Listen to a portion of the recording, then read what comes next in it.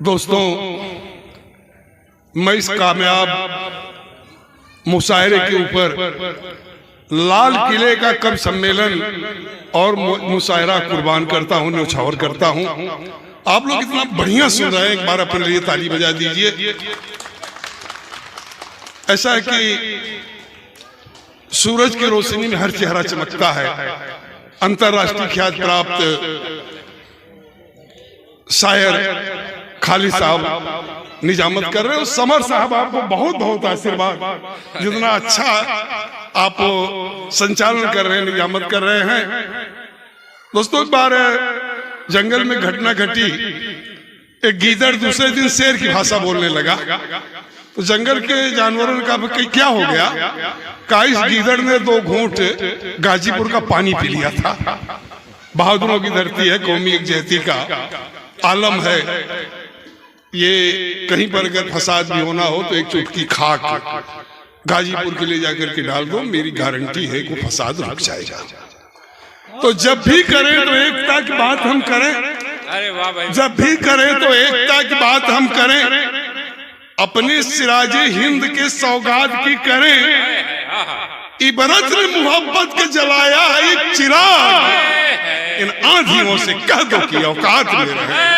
इन आंधियों से कह दो कि औकात में रहे। दोस्तों, मैं टीवी पर बैठा हुआ था।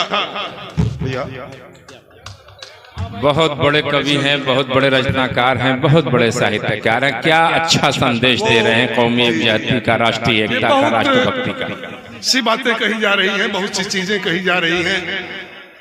मैं बताऊं आपसे कि हमारे एक, और ध्यान से सुनिएगा, मैं आप लोगों को ब्राह्मणों आशीर्वाद देता हूं कि आप लोग 150 वर्ष तक जिए।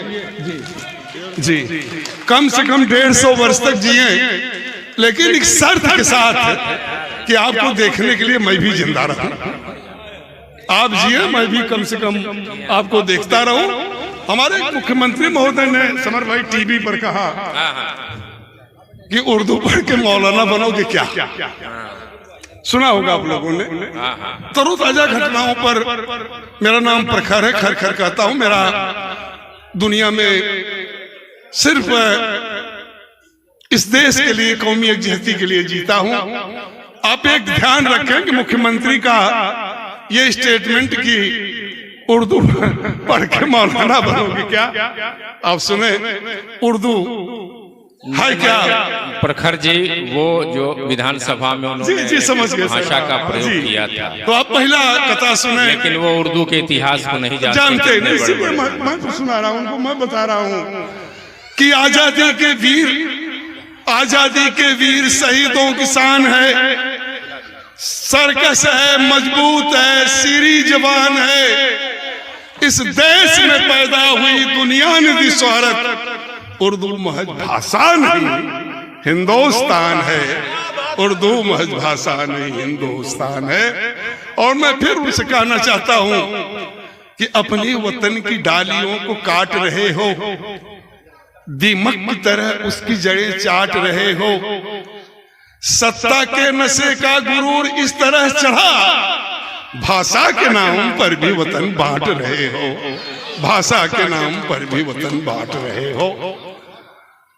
और सदर मोहतरम 2-3 शेर, एक छंद सुनाना चाहूंगा जिसका रिश्ता गाजीपुर से है। जी जी जी कि मिथिलेश कहाँ गए? चले गए। ये देखिए, आप प्रतिभा जी, पुलिस वाले की निगाह आप पर पड़ी है, और किसी पर जब पुलिस की निगाह पड़ती है तो जमानत भी नहीं होती। ओहो, सही बता रहा हूं मैं। अब बहुत बढ़िया शायरा है आप। और क्या है कि क्या मौसम है, क्या रूप है, क्या लुनाई है। लगता है ताजमहल तोड़ के मुमताज चली आई है। तो आपको ना, और ये कहाँ है? वो देखिए बैठी हुई है रीना जी, निजाम भाई, दोनों इतने खूबसूरत हैं कि अगर ये अंधेरे में हो जाए तो नहीं चले कौन लड़का है कौन लड़की है। बहुत अच्छा, बहुत अच्छा, क्या बात है। पता नहीं इतने खूबसूरत लोगों के बीच नरेंद्र मोदी कहां से आ गए। तो आप सुन ले जी। अच्छा है, हाँ जी, आप सुन ले। ये घटना आप वो 2-3 शेर सुन लें कि हम सच बोलते रहे और किनारे खड़े रहे, हम सच बोलते रहे और किनारे खड़े रहे, वे झूठ बोल बोल के भगवान हो गए। हम सच बोलते रहे और किनारे खड़े रहे, वे झूठ बोल बोल के भगवान हो गए। और सियासत की मंडियों में धर्म इस तरह बिका, अनुसूचित दलित जाति के हनुमान हो गए। और 2-4 गजल लिख लिए तो लगने ये लगा, 2-4 गजल लिख लिए तो लगने ये लगा, गालिब नजीर मीर से महान हो गए।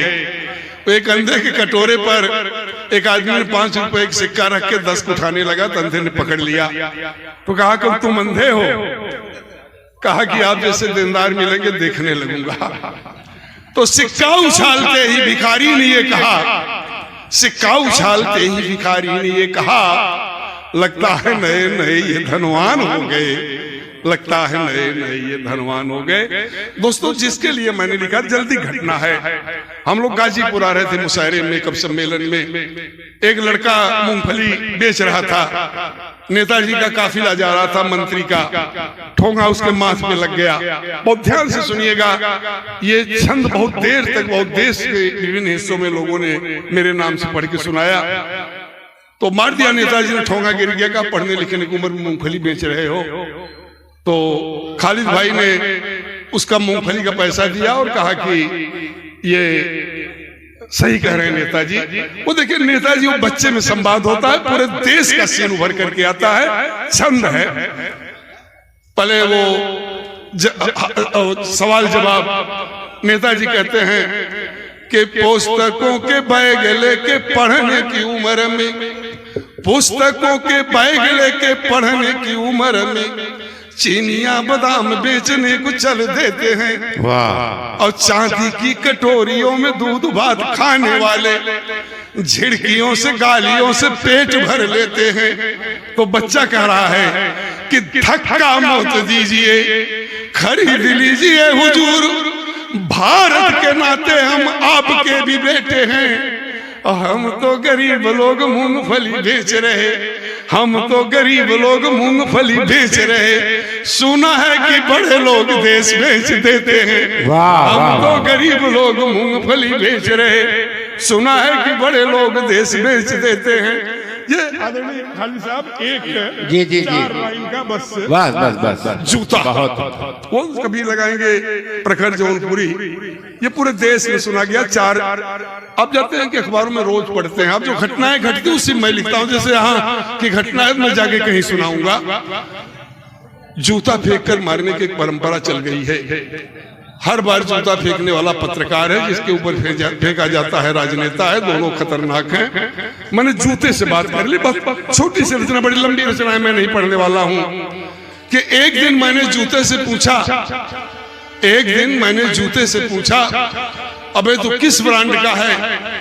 जब किसी पत्रकार द्वारा किसी राजनेता पर फेंका जाता है तो सही ढंग से कर्तव्य क्यों नहीं निभाता? हर बार निशाना चूक जाता है। सही ढंग से कर्तव्य क्यों नहीं निभाता? हर बार निशाना चूक जाता है। जूता बोला, श्रीमान जी मैं जिसके ऊपर फेंका जाता हूं वह जातिवाद संप्रदायवाद से घिरा है। मैं जिसके ऊपर फेंका जाता हूं वह जातिवाद संप्रदायवाद से घिरा है, लोकतंत्र का भ्रष्ट है, नासूर है, सिरफिरा है। मैं उसके नापाक चेहरे पर लगता, क्या मेरा स्टैंडर्ड इतना गिरा है? वाह। मैं उसके नापाक चेहरे पर लगता, क्या मेरा स्टैंडर्ड इतना गिरा है? पत्रकार भी छल रहा है, छला रहा है, जिसे कलम चलाने चाहिए थे वो जूते चला रहा है। धन्यवाद, शुक्रिया।